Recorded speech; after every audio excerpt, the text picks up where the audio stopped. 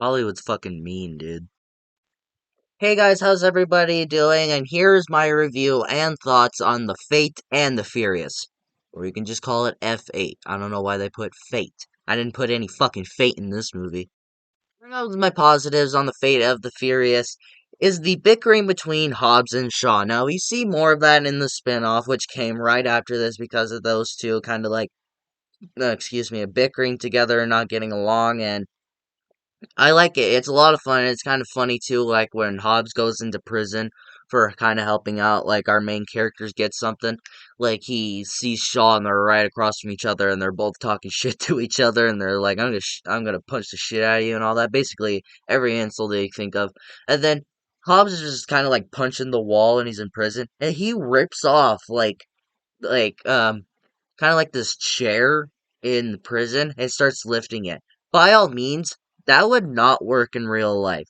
I don't care how strong you are, that would not work, especially with The Rock. He is a strong motherfucker, but that would not fucking work. I'm just saying. But yet again, this franchise has been known for not really making sense and kind of getting rid of all continuity and all that. I think the villain in this movie is pretty intimidating, and I think that besides from Shaw from Furious 7, she might be my favorite villain of the series. I really like her. She's pretty cool, played by Charlize Theron, who's a very good actress, I want to mention. And I think she's a pretty intimidating villain. Now, I'll talk more about why she's a villain and what she's doing, and all that in a few here. But she is like pretty intimidating, like how she's kind of forcing Dominic to do all this stuff because like she has something that he wants. Again, I'll talk about that in a bit, but like she will do anything just to get what she wants. She will murder people in cold blood just to get what she wants.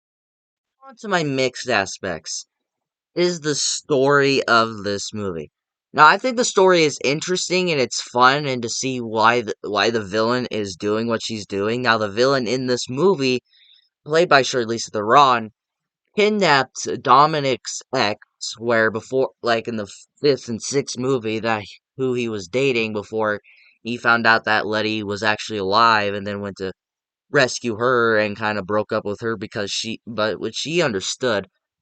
He kidnapped that girl, and apparently the day that Dominic found out Letty was alive was the same day she found out she was pregnant. And apparently it was Dominic's kid, and so Charlize Theron's villain kidnapped those two and is forcing Dominic to do all of her biddings, and if he does not do what she tells him to do, she will murder her and his son. Therefore, I think that's a very good story. It's a very interesting story. But why it's in my mixed, it's not explained why she needs Dominic. Now, maybe because of all the shit that he's pulled already and all the stuff that he's able to do, but they don't say.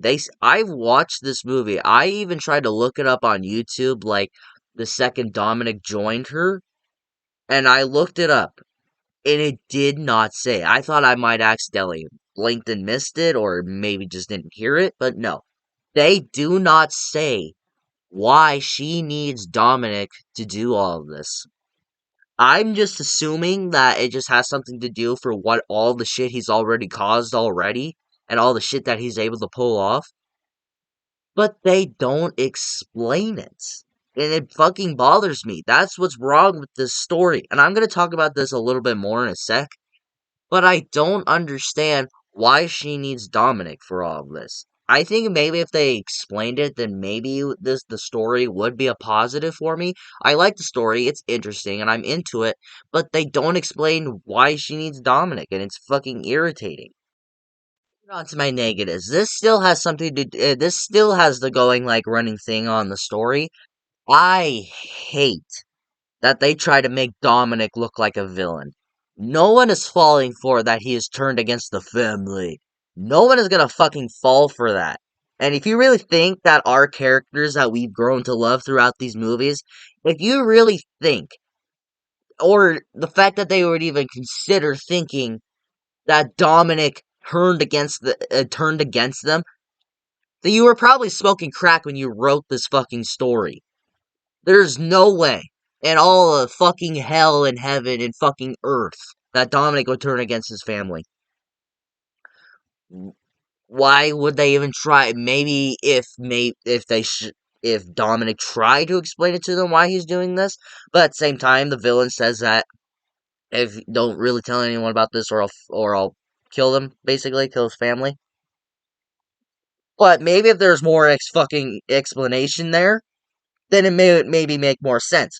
But no one in this movie or people watching this movie are even gonna think that he's turned against them. No one is gonna fucking fall for that.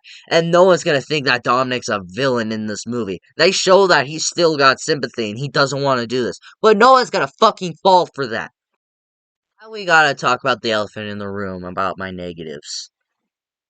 This movie is very unnecessary. This movie should have never been made. None of the cast members should have even thought about coming back. No one who helped produce this movie or who have been around since the very beginning, no one should have ever thought of returning for another Fast and Furious movie. Now, to me, Furious 7 was a great stop for this franchise, a great ending to these characters, a great ending just to this franchise. And since Paul Walker's death kind of helped Furious 7's box office, which I think is kind of fucking mean when you think about it, Furious 7 became one of the most highest grossing movies ever. It made $1 billion at the box office. Universal saw that, they saw so much money, and what do? They get fucking greedy, and they ask for another one. I don't understand why this cast decided to return.